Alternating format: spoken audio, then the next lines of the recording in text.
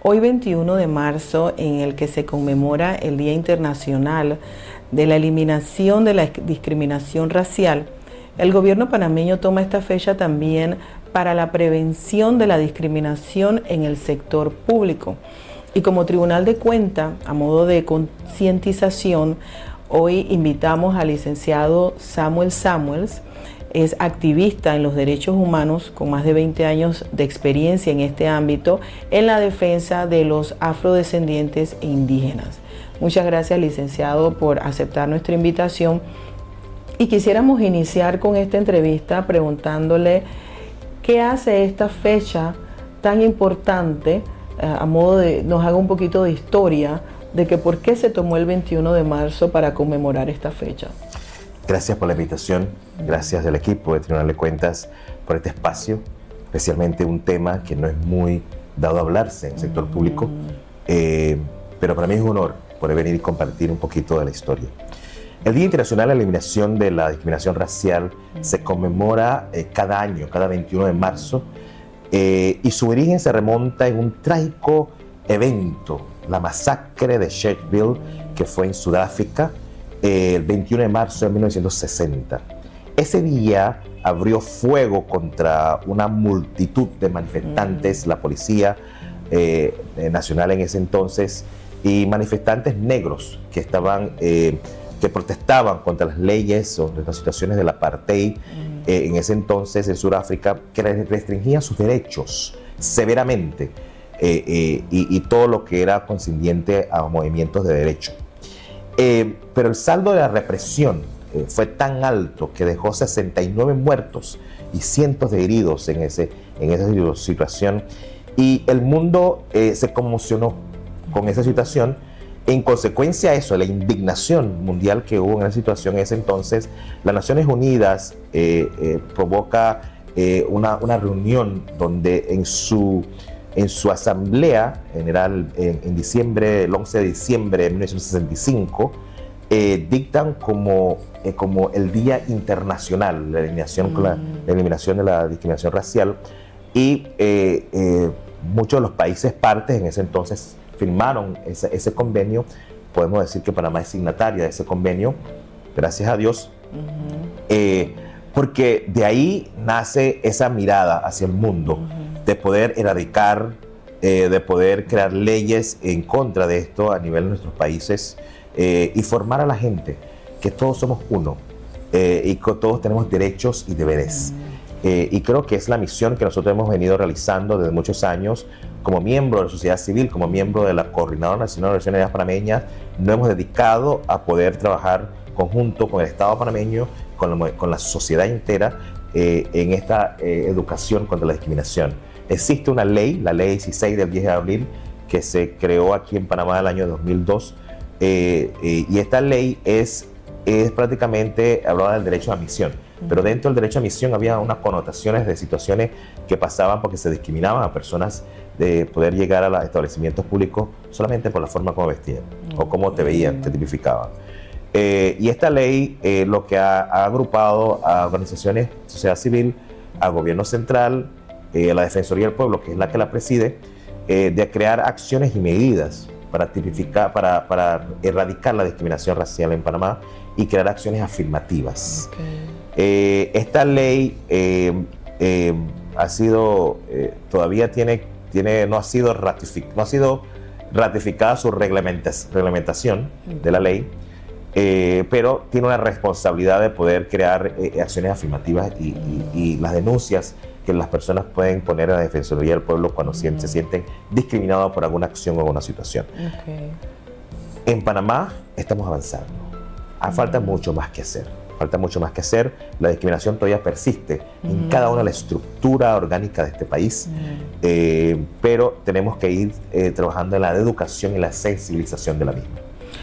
Y en esa misma línea, licenciado, en cuanto usted menciona lo de la Defensoría, lo de la ley que todavía está pendiente de ratificación, ¿cómo ve usted actualmente el manejo de la prevención de la discriminación? ¿Considera usted que la misma va en aumento o sí considera que ha bajado un poquito la incidencia en este aspecto? Mira, la discriminación en Panamá tiene varias vertientes. Tiene racismo estructural, y el racismo estructural es ese tipo de racismo que manifiesta a través de políticas y de acciones en nuestras instituciones públicas, que muchas veces ha pasado. En los sistemas sociales que perpetúan ese nivel de discriminación o de exclusión a las personas por cómo te veo, te tipifico, porque tú no entras en el patrón de las personas que deben estar. Muy bien, a mí me pasó cuando yo comencé a dejar crecer mi cabello y a tener el estilo que estoy utilizando ahora, que para mí es mi condición, es mi decisión de tener mi cabello rasta, como se le llama a algunos, pero es mi cabello encrespado, en trenzas. Es mi condición, es mi decisión.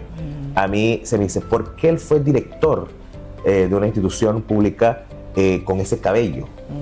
¿Qué tiene que ver mi cabello con la capacidad que yo tengo para liderar y hacer un trabajo? Exacto. ¿No? Entonces ese es el llamado que nosotros hacemos. No me tipifiques por quién tú crees que yo soy o cómo yo me veo. Tipifícame por mis acciones, ¿no? Y es el mensaje que hemos estado enviando a lo largo y ancho del país, e incluso estamos llevando a los centros escolares, porque ahora existe mucha discriminación y exclusión en los centros escolares, porque le dicen a los niños que no pueden ir con su cabello trenzado o con su afro porque tienen cabello malo. Yo pregunto, ¿cuál es el cabello bueno? Que no existe el cabello bueno. Entonces, esos son los tipos de situaciones que nosotros percibimos y que cada día lo vemos que pasa, y tenemos que trabajar en eso. También existe dentro de esas discriminación de racismo estructural, existe también la desigualdad de acceso de la vivienda. Hoy en día, tú no puedes, una persona negra que quiera vivir en Paití, en Punta Pacífica, es cuestionado, tipificado, escrutado de la manera como no tienes idea. Entonces, eso pasa todavía en Panamá. Le pasó a uno de nuestros medalleros olímpicos, un chico colonense, se me olvidó el nombre, Irving Saladino, donde tuvo una situación en un momento donde lo discriminaron en uno de los edificios en Panamá. Las brechas educativas, como bien lo mencioné, los centros escolares, los mismos profesores, personas que están capacitadas, que tienen psicopedagogía, y la forma como se comunican al estudiantado y a niñas y niñas, decirles que su cabello es malo. Una cosa increíble que pasa todavía en el siglo XXI y aquí en Panamá. Tenemos la desigualdad en el sistema judicial. Si yo pongo a mirar, la gran mayoría de los rostros detenidos en este país son rostros afros, son rostros indígenas. Y las condiciones, ¿por qué? Y los casos, ¿qué tanto están demorados? ¿Qué tantas acciones hay para ellos? O sea, hay un sinfín de situaciones que tenemos que ir trabajando para ir reduciendo esta brecha, pero lo bueno es que estamos en la apertura de la concientización del tema. También tenemos la desigualdad de acceso a atención médica. Ese es otro tema que realmente abate en este país, en las condiciones de salud. El que no tiene salud médica privada tiene condiciones bastante cuestionadas. Precarias. Unas condiciones de que puede hasta perder la vida. Me atrevo a decirlo de esa manera, con todo lo que conlleva esto. Y lo hemos vivido, lo hemos investigado, lo hemos hecho. Nosotros tuvimos la oportunidad, cuando llegamos a tener la oportunidad de estar en el cargo como director de la Dirección de las Etnias, de reunirnos con un grupo de hermanos y hermanas indígenas en el lado oeste, donde su preocupación era la atención médica en estos diferentes hospitales que construyen en estas áreas, donde eran discriminados porque eran indígenas. Se les decía que por qué venían aquí por situaciones de embarazo o una culebra o lo que sea, se les trataba muy mal. Y nos preocupó tanto que tuvimos que hacer un llamado a la salud médica sobre ese tema, porque no podemos discriminar a nadie por salud. La salud es general para todos. Entonces sí existe esta clase de situaciones. Tenemos también el racismo sistemático. El racismo es similar al estructural, pero requiere prácticas y políticas de organizaciones, instituciones y empresas y gobiernos. Es una cosa increíble que reproducen totalmente el negativismo de las personas a los grupos raciales. Muy perfilado. Existe todavía en este Panamá el racismo sistemático, y a veces hasta solapado, ¿no? Porque el que no denuncia no castiga, ¿no? Entonces tenemos que denunciar. Las vías del algorítmico, un sistema automatizado, totalmente, no, porque él es negro ni lo debe pasar aquí, ¿no? Entonces esas situaciones todavía persisten en Panamá. Las prácticas laborales que también nos afectan, en algunos casos, las desigualdades, los perfiles raciales, todavía lo vemos en Panamá. en cualquier ámbito. Entonces, son situaciones que nosotros en estos espacios aprovechamos en la conmemoración de educar, sensibilizar y decirle a los compañeros y compañeras cuando tienen alguna situación de discriminación y racismo, no duden de poner su denuncia ante la Defensoría del Pueblo, hacer elevar esto para que se investigue y sean sancionados con las medidas que la ley le dicta. Y una consulta, licenciado, ¿considera usted que las personas están haciendo, o sea, realizan denuncias? Sí, claro. Mira, estaba quedando un punto, que era el otro punto, el tercer punto era el racismo interpersonal. Que en este racismo, hablamos de racismo que manifiesta interacciones directas, face to face con las personas, insultos sutiles, comentarios, caricaturas que tenemos a diario en los periódicos en el país, a diario, caricaturas que tipifican al negro como maleante, como drogadicto, como prostituta, como todo lo negativo, como todo lo malo. Todavía existe hoy día en nuestro círculo. Pero el tema de que la gente nos pone la denuncia en algunos casos, porque muchos dicen, no, nada va a pasar. No, sí va a pasar. Aquí estamos vigilantes, aquí hay un observatorio, el Observatorio Panamá Afro, que está permanentemente alerta a cualquier situación que recibamos en estos casos, y está la Defensoría que ellos tienen por ley de cumplir y hacer que la ley cumpla en esta medida. Y cuando digamos que una persona presenta un caso a la Defensoría del Pueblo y se comprueba que en efecto sí hubo objeto de discriminación, ¿cuál es la penalidad que la persona recibe cuando ya se dice que se comprobó que hubo una discriminación?